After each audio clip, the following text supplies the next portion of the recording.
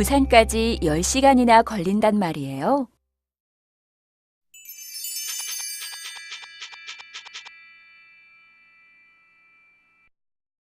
안녕하세요, 여러분. 만나서 반갑습니다.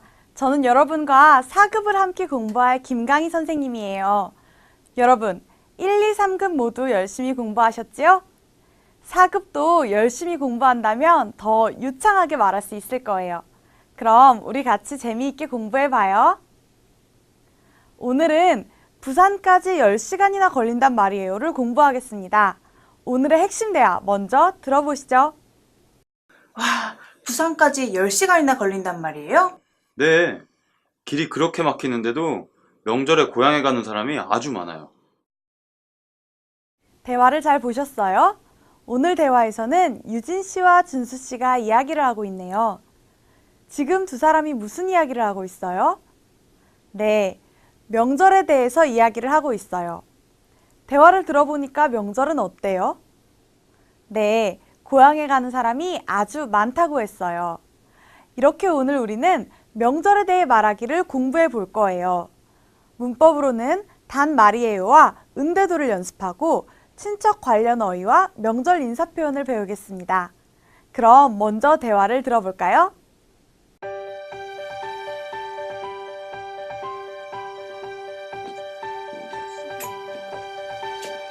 준수씨, 다가오는 추석 연휴에는 뭐 할 거예요?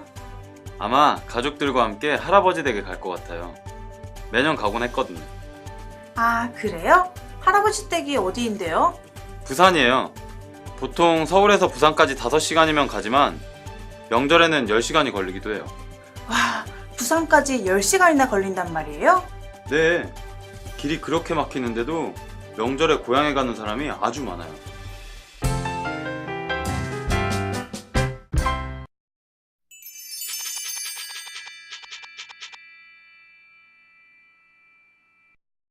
여러분 잘 들었어요? 오늘은 공부하기 전에 친구 한 명을 소개하려고 해요. 4급에서는 김유리 씨와 함께 한국어를 공부해 볼 텐데요. 김유리 씨, 안녕하세요. 안녕하세요, 선생님. 김유리 씨, 유리 씨와 함께 한국어를 공부하게 돼서 정말 기뻐요. 저도 선생님과 함께 한국말을 배우게 돼서 정말 기대됩니다. 그래요? 유리 씨, 우리 오늘 처음 만났는데요. 함께 수업 듣는 친구들을 위해 자기소개를 간단하게 좀 해주시겠어요? 네, 좋아요. 안녕하세요, 여러분. 저는 벨라루스에서 온 김유리라고 합니다. 한국말을 열심히 공부하고 나중에 고향에 돌아가서 한국말을 가르치려고 합니다. 그러면 잘 부탁드리겠습니다.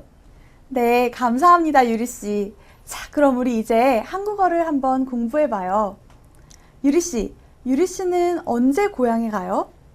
저는 방학 때 갈 거예요. 아, 그렇군요. 그럼 고향에 가는데 시간이 얼마나 걸려요? 비행기로 가면 8시간 정도 걸려요. 아, 우리 조금 전에 대화에서 준수 씨도 고향에 가려고 해요. 그런데 길이 막히면 서울에서 부산까지 10시간이나 걸려요. 우와, 시간 정말 많이 걸리네요. 그래도 꼭 고향에 가야 돼요? 네, 그럼요. 한국에서는 꼭 고향에 가야 하는 이유가 있어요. 바로 명절인데요. 명절에는 시간이 아무리 많이 걸려도 꼭 고향에 가는 편이에요. 오늘 우리는 이 명절에 대해서 이야기해 볼 거예요. 그러면 대화문을 같이 살펴볼까요? 네, 좋아요. 네, 유진 씨가 준수 씨에게 질문을 해요. 준수 씨, 다가오는 추석 연휴에는 뭐 할 거예요? 자, 여기 다가오다를 먼저 보세요. 다가오다는 어떤 날짜나 때가 점점 가까워진다는 의미예요. 예를 들어서 다음 주 토요일이 시험이에요. 1일, 2일, 시간이 지나면 그 시험 날짜가 점점 가까워져요. 이때 시험이 다가오다 라고 말할 수 있어요. 다음으로 추석을 보세요. 추석은 한국의 명절이에요. 큰 연휴예요. 추석은 8월 15일인데 이때 한국에서는 3일 동안 쉬어요. 그러니까 지금 유진 씨의 말은 3일 동안 쉬는 추석이 다가오고 있어요. 이 연휴에 무엇을 할 거예요? 라고 질문하고 있는 거예요. 그럼 준수 씨의 답변을 한번 볼까요? 아마 가족들과 함께 할아버지 댁에 갈 것 같아요. 매년 가곤 했거든요. 여러분, 여기 매년을 보세요.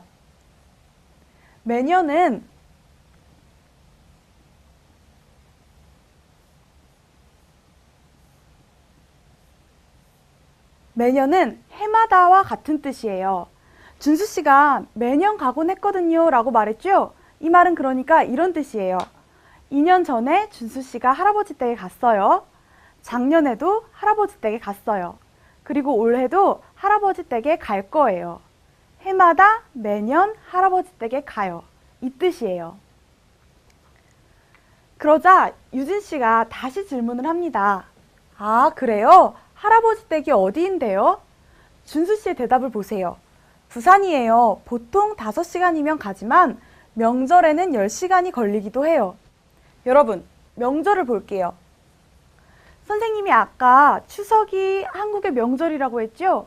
1월 1일인 설날도 한국의 명절이에요.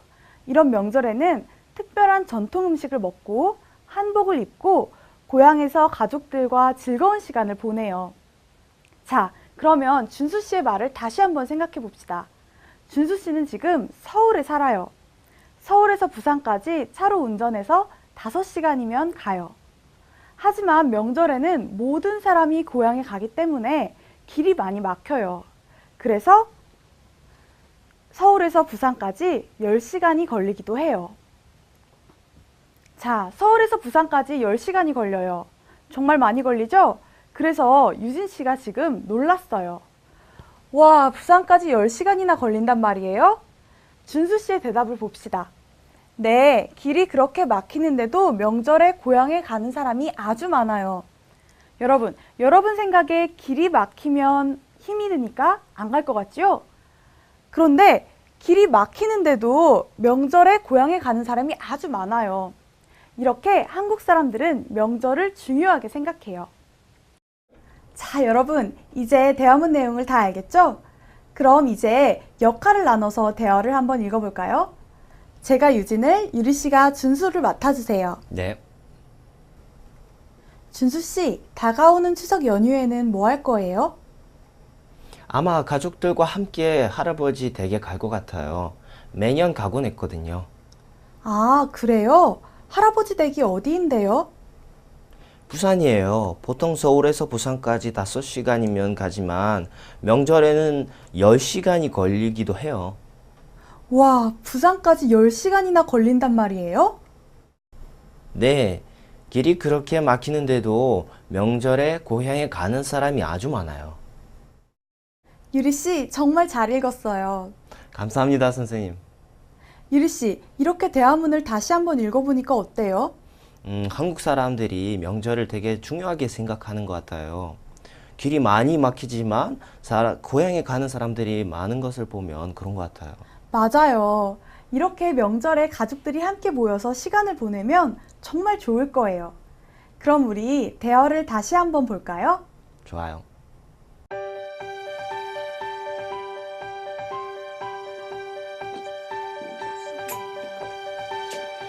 준수 씨, 다가오는 추석 연휴에는 뭐 할 거예요? 아마 가족들과 함께 할아버지 댁에 갈 것 같아요. 매년 가곤 했거든요. 아, 그래요? 할아버지 댁이 어디인데요? 부산이에요.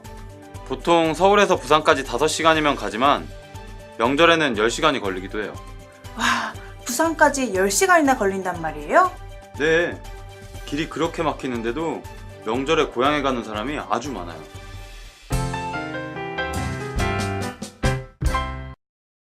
자, 유리 씨, 이제 대화 내용을 잘 이해했죠? 네, 이제 이해가 잘 돼요. 네, 좋아요. 그럼 이제 문제를 풀면서 대화 내용을 확인해 봅시다. 다음 질문에 대답해 보세요.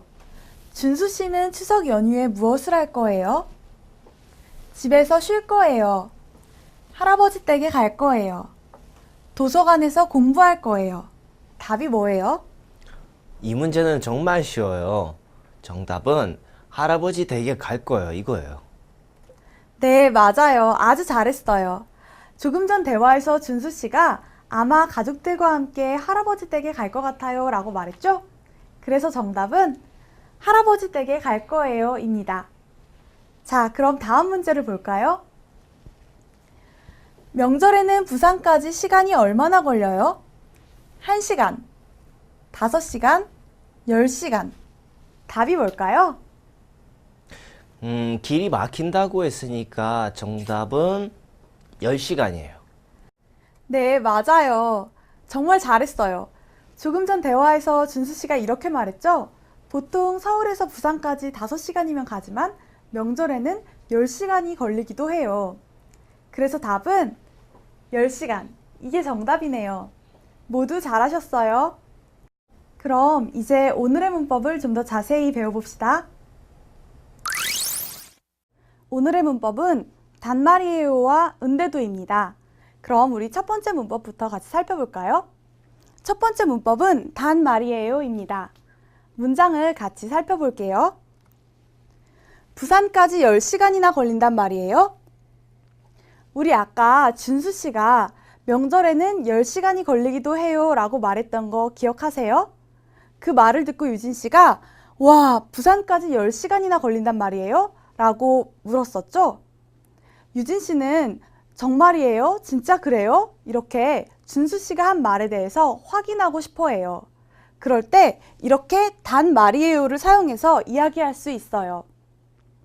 여러분, 아까 유진 씨가 했던 말 기억해요? 유진 씨가 어떻게 말했어요? 와, 이렇게 놀라면서 이야기했죠? 이렇게 단말이에요는 내가 확인한 그 사실이 믿을 수 없거나 너무너무 놀라울 때에도 사용할 수 있어요. 그럼 우리 같이 문장을 한번 읽어볼까요? 부산까지 10시간이나 걸린단 말이에요? 네, 잘하셨어요. 그럼 문장을 더 보겠습니다. 문장을 보겠습니다. 또 늦잠을 잤단 말이에요와 내일 날씨가 그렇게 춥단 말이에요를 보세요. 먼저 단말이에요는 동작 동사와 상태 동사에 모두 쓸 수 있어요. 그리고 받침이 있거나 받침이 없거나 모두 똑같이 사용할 수 있어요. 그럼 이 두 문장은 무슨 뜻일까요? 먼저 첫 번째 문장을 보겠습니다. 또 늦잠을 잤단 말이에요? 여러분, 선생님이 친구가 한 명 있어요. 그런데 그 친구가 매일매일 늦잠을 자요. 늦잠 때문에 중요한 약속에 늦어서 크게 혼난 적도 있어요. 그런데 어느 날 그 친구가 선생님에게 이야기를 해요. 제가 또 늦잠을 잤어요. 뭐라고요? 믿을 수 없어요. 늦잠을 자서 크게 혼난 적도 있잖아요. 그런데 어떻게 또 늦잠을 자요? 선생님이 놀랐어요. 그때 이렇게 말할 수 있어요. 또 늦잠을 잤단 말이에요? 두 번째 문장을 볼게요. 내일 날씨가 그렇게 춥단 말이에요? 선생님 친구가 선생님에게 내일 날씨에 관해서 이야기를 해요. 내일 날씨가 영하 20도래요. 영하 20도요? 정말 추워요. 어떻게 그럴 수 있어요? 믿을 수가 없어요. 너무너무 놀라워요. 그때 이렇게 말할 수 있어요. 내일 날씨가 그렇게 춥단 말이에요? 자, 여러분 아시겠어요? 이렇게 문법 단말이에요는 내가 이미 들은 내용을 다시 확인하고 싶을 때 사용해요. 그리고 그 들은 내용이 너무너무 놀랍거나 믿을 수 없을 때에도 단말이에요를 사용할 수 있어요. 자, 그럼 여러분 우리 문장을 같이 읽어볼까요? 또 늦잠을 잤단 말이에요? 내일 날씨가 그렇게 춥단 말이에요? 네, 잘하셨어요. 그럼 다음 문법을 보겠습니다. 두 번째 문법은 은대도입니다. 우리 문장을 같이 살펴볼게요. 길이 그렇게 막히는데도 명절에 고향에 가는 사람이 아주 많아요. 여러분, 길이 아주 많이 막히면 어디에 가려고 할 것 같아요? 아니죠? 길이 많이 막히면 시간이 오래 걸려요. 너무 힘들어요. 그런데 길이 그렇게 막히는 상황과 관계없이 명절에 고향에 가는 사람이 아주 많은 뒤의 상황이 일어났어요. 이때 우리는 는대도를 사용해서 말할 수 있어요.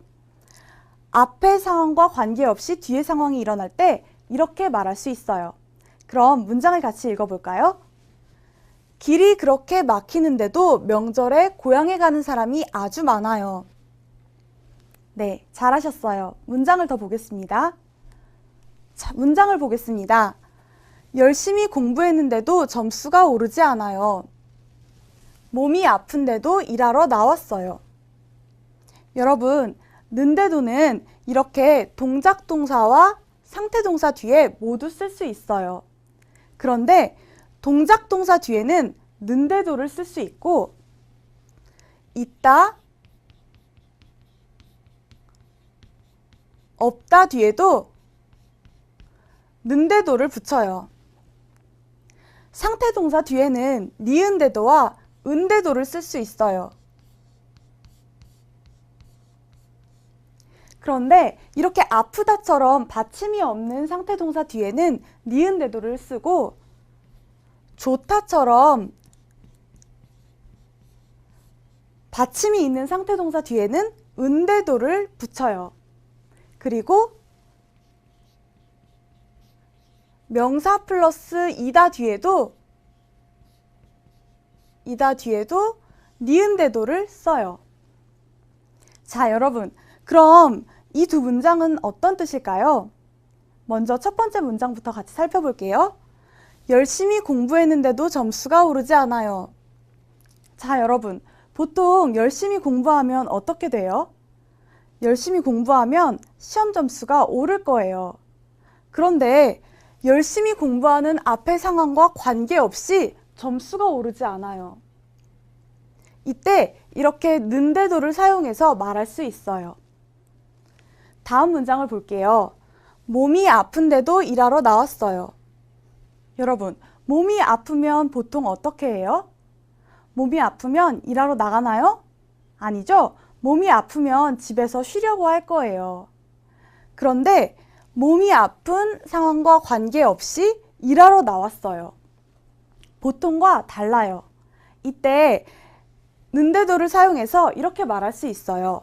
몸이 아픈데도 일하러 나왔어요. 자, 여러분, 어때요? 아시겠어요? 이렇게 는데도, 은데도, 니은데도는 앞의 상황과 관계없이 뒤의 상황이 일어날 때 사용하는 말이에요. 그럼 우리 문장을 같이 읽어볼까요? 열심히 공부했는데도 점수가 오르지 않아요. 몸이 아픈데도 일하러 나왔어요. 네, 모두 잘하셨습니다.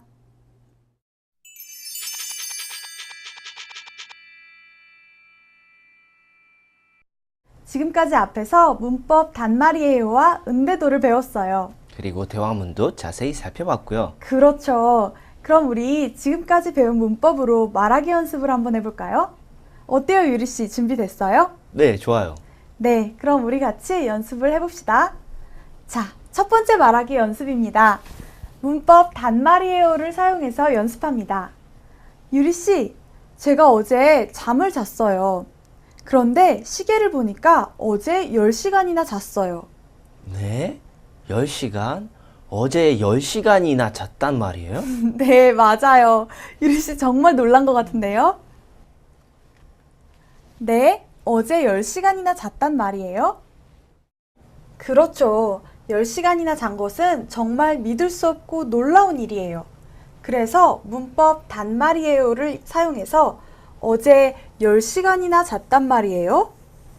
라고 말할 수 있겠네요. 정말 잘했어요. 다음 문제를 봅시다. 선생님이 우리 대화문에 나오는 유진 씨를 직접 봤어요. 와, 유진 씨가 배우처럼 정말 예뻐요. 진짜요? 유진 씨가 그렇게 예쁘단 말이에요? 네, 맞아요. 진짜요? 유진 씨가 그렇게 예쁘단 말이에요? 여러분, 여기에 정답과 같이 그렇게를 쓰면 예쁘단 말을 강조할 수 있어요. 유진 씨가 배우처럼 예쁘다는 말을 듣고 진짜요? 라고 놀랐어요. 그래서 유진 씨가 그렇게 예쁘단 말이에요? 라고 말할 수 있겠네요. 진짜요? 유진 씨가 그렇게 예쁘단 말이에요? 네, 아주 잘했어요. 다음 연습도 계속 해볼까요? 이제는 은대도를 사용해서 말해보세요. 유리 씨, 피곤해 보여요. 어제 잠을 못 잤어요? 아니요. 어제 잠을 많이 잤는데도 이상하게 몸이 피곤해요. 네, 잘했어요. 아니요. 어제 잠을 많이 잤는데도 이상하게 몸이 피곤해요. 어제 잠을 많이 잤으면 피곤하지 않아야 할 거예요. 하지만 그렇지 않았어요. 잠을 많이 잔 일과 관계없이 몸이 피곤해요. 그러니까 이때 문법 은대도를 사용할 수 있겠네요. 어제 잠을 많이 잤는데도 이상하게 몸이 피곤해요. 잘하셨어요. 그럼 계속해서 연습해봐요. 유리 씨와 선생님이 같이 농구장에 갔어요. 농구장에서 키가 작은 농구 선수를 봤어요. 유리 씨, 저 농구 선수는 팀에서 키가 제일 작지요? 네, 팀에서 키가 제일 작은데도 농구는 가장 잘해요. 네, 잘했어요. 팀에서 키가 제일 작은데도 농구는 가장 잘해요. 보통 농구 선수는 키가 크지요? 우리 생각에 키가 작으면 농구를 잘 못할 것 같아요. 하지만 이 농구 선수는 키가 제일 작은 것과 관계없이 농구를 가장 잘해요. 그러니까 이때 문법 은대도를 사용할 수 있어요. 팀에서 키가 제일 작은데도 농구는 가장 잘해요. 지금까지 말하기 연습을 아주 잘하셨어요. 이제는 듣기 연습을 한번 해봅시다. 1번 문제는 잘 듣고 빈칸에 들어갈 말을 고르는 문제입니다. 한번 들려줍니다. 잘 들어보세요. 다가오는 추석 연휴에는 뭐 하고 싶어요? 정답이 뭐예요? 보기 3번 추석이에요. 네, 맞아요. 추석이 정답이죠? 그럼 한 번 더 들어볼게요. 다가오는 추석 연휴에는 뭐 하고 싶어요? 잘하셨어요. 그럼 다음 문제를 볼게요. 이번 문제는 문장을 잘 듣고 의미가 같은 것을 고르는 문제입니다. 두 번 들려줄게요. 비가 오는데도 소풍을 갈 거라고 해요. 비가 오는데도 소풍을 갈 거라고 해요. 정답이 뭐예요? 저는 1번. 비가 와도 소풍을 갈 거라고 해요가 정답인 것 같아요. 네, 맞아요. 아주 잘했어요. 문법 는데도를 사용해서 비가 오는데도 소풍을 갈 거라고 해요 라고 말했지요? 비가 오는 것과 관계없이 소풍을 갈 거예요. 그래서 답은 1번. 비가 와도 소풍을 갈 거라고 해요. 이게 정답이네요. 다시 한번 들어볼까요? 비가 오는데도 소풍을 갈 거라고 해요. 잘하셨어요. 다음 문제를 듣겠습니다. 자, 3번은 대화를 잘 듣고 내용과 일치하는 것을 고르는 문제입니다. 두 번 들려줄게요. 회의 시간에 1시간이나 늦었단 말이에요. 네. 그래서 부장님께서 화를 내셨어요. 휴, 다음부터는 서둘러야겠어요. 다시 한번 들어보세요. 회의 시간에 1시간이나 늦었단 말이에요. 네. 그래서 부장님께서 화를 내셨어요. 휴, 다음부터는 서둘러야겠어요. 내용과 같은 것, 정답이 뭐예요? 잘 모르겠어요. 여자의 말을 다시 한번 잘 생각해 보세요. 회의 시간에 1시간이나 늦었다고 했으니까 답이 2번이에요? 아니에요. 여자의 말을 다시 한번 생각해 보세요. 여자가 회의 시간에 1시간이나 늦었단 말이에요? 라고 말했죠? 우리 앞에서 단말이에요는 이미 들은 사실에 대해서 사용한다고 했어요. 그리고 그 들은 내용이 너무너무 놀라울 때 쓴다고 했었죠? 그래서 정답은 3번. 여자는 남자가 회의에 늦은 것이 놀랍다. 이렇게 해야겠네요. 우리 다시 한번 들어볼까요? 회의 시간에 1시간이나 늦었단 말이에요. 네. 그래서 부장님께서 화를 내셨어요. 휴, 다음부터는 서둘러야겠어요. 보기 1번. 여자는 부장님께 화를 냈다. 화를 낸 사람은 부장님이에요. 부장님이 남자에게 화를 내셨어요. 그래서 틀렸어요. 보기 2번. 여자는 회의 시간을 몰랐다 라는 말은 듣기 내용에 없어요. 그래서 이것도 틀렸어요. 정답은 3번입니다. 자, 그럼 다음 문제를 듣겠습니다. 자, 4번 문제입니다. 남자의 말에 이어질 여자의 말로 알맞은 것을 고르세요. 설 연휴가 짧은데도 고향에 가실 거예요? 네. 오랜만에 고향 친구들도 만나고 부모님께 용돈도 드리려고요. 혜진 씨도 고향에 내려가요? 다시 한번 들어보세요. 설 연휴가 짧은데도 고향에 가실 거예요? 네. 오랜만에 고향 친구들도 만나고 부모님께 용돈도 드리려고요. 혜진 씨도 고향에 내려가요? 남자의 말에 이어질 여자의 말은 뭐예요? 남자의 마지막 말을 잘 생각해 보세요. 남자가 마지막에 고향에 내려가요 라고 했어요. 그러면 정답은 뭘까요? 제 생각에 정답은 1번인 것 같아요. 맞아요. 아주 잘했어요. 남자가 여자에게 혜진 씨도 고향에 내려가요? 라고 했어요. 우리 보기를 한번 보세요. 모두 아니요 라고 되어 있죠? 그러니까 정답은 아니요, 고향에 내려가지 않아요. 저는 집에서 쉬려고요. 1번이 정답이 되겠네요. 그럼 우리 한 번 더 들어볼까요? 설 연휴가 짧은데도 고향에 가실 거예요? 네. 오랜만에 고향 친구들도 만나고 부모님께 용돈도 드리려고요. 혜진 씨도 고향에 내려가요? 모두 열심히 잘하고 있어요. 이제는 어휘와 표현으로 한번 넘어가 볼까요?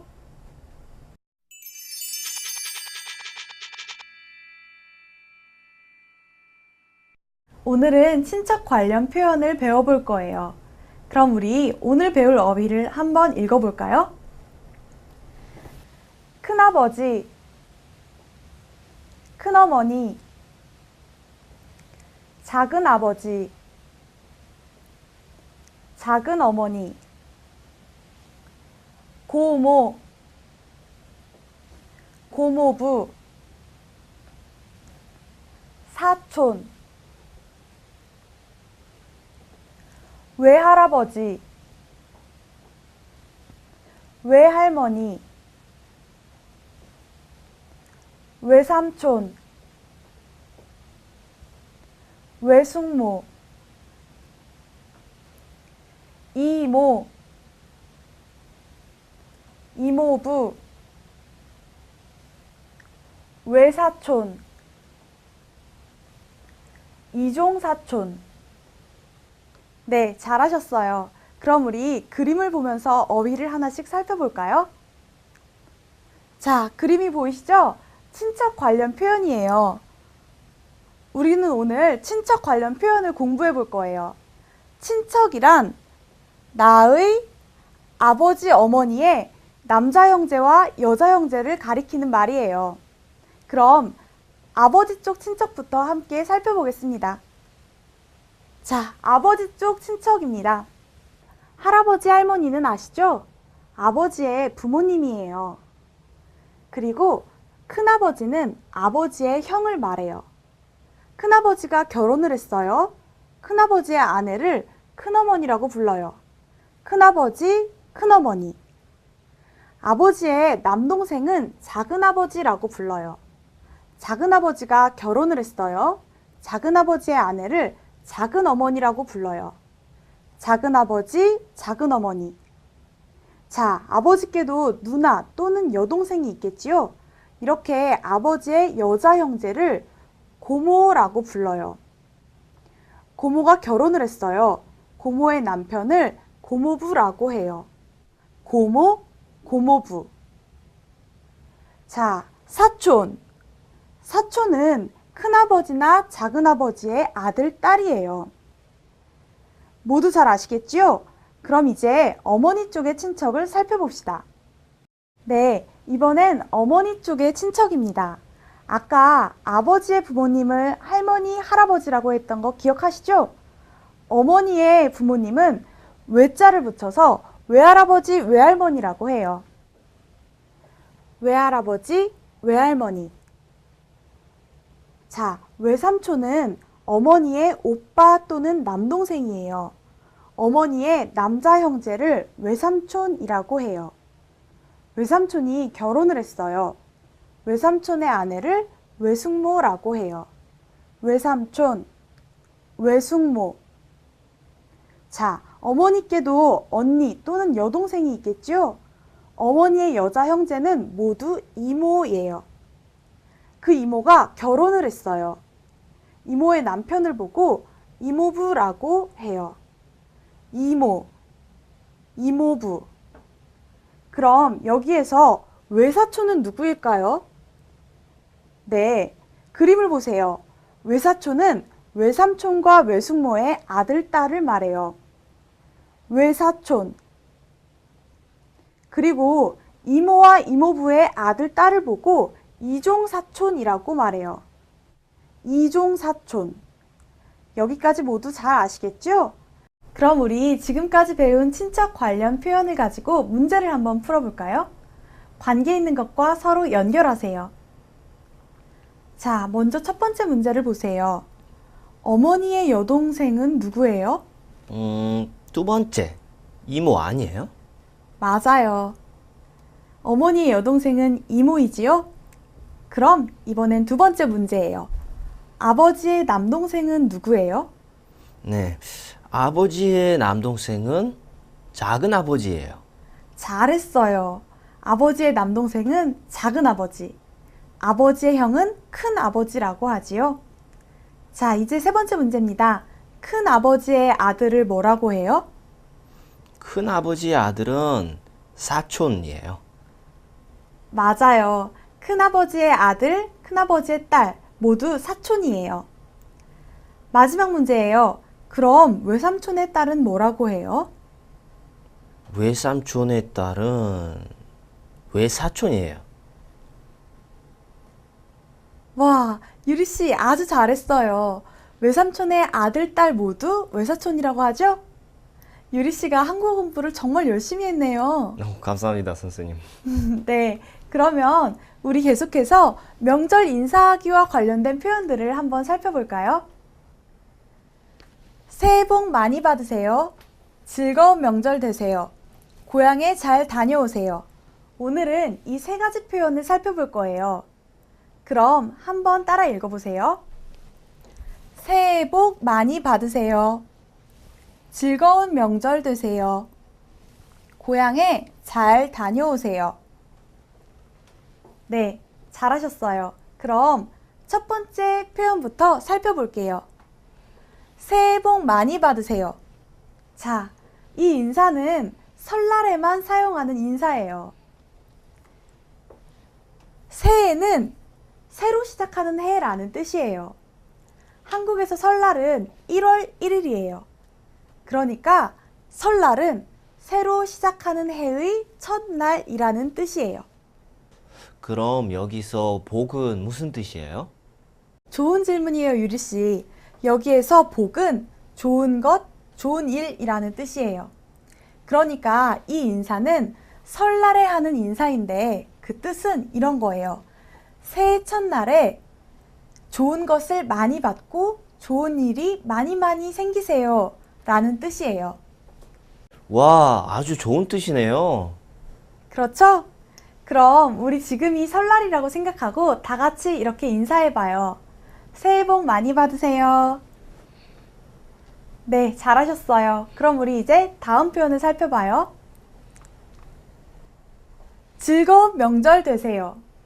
이 말은 설날과 추석에 모두 사용할 수 있어요.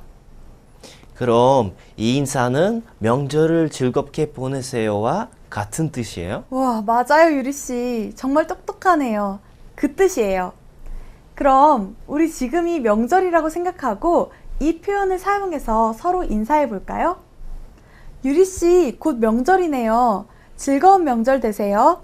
감사합니다, 선생님. 선생님도 즐거운 명절 되세요. 네, 아주 잘했어요. 그럼 우리 마지막 표현을 한번 살펴볼까요? 고향에 잘 다녀오세요. 여러분, 우리 조금 전 대화문에서 준수 씨가 이렇게 말했던 거 기억해요? 매년 명절마다 할아버지 댁에 가곤 했어요 라는 말. 이렇게 한국 사람들은 명절마다 고향에 다녀오곤 해요. 그때 이렇게 인사할 수 있어요. 그럼 우리 지금이 명절이라고 생각하고 또 서로 인사해 볼까요? 유리 씨, 고향에 가신다고요? 고향에 잘 다녀오세요. 네, 선생님도 고향에 잘 다녀오세요. 유리 씨, 정말 잘하셨어요. 오늘 수업은 어땠어요? 오늘 수업은 정말 재밌었어요. 그리고 한국은 친척 어휘가 정말 많은 것 같아요. 그렇죠? 그리고 저는 명절 인사가 정말 재밌었어요. 새해 복 많이 받으세요. 이렇게 인사하는 거 맞아요? 네, 맞아요. 유리 씨 이제 정말 한국 사람 같아요. 오늘 배운 표현들을 잘 사용해 보세요. 네, 선생님. 네, 그럼 우리 다음 시간에 다시 만나요. 네.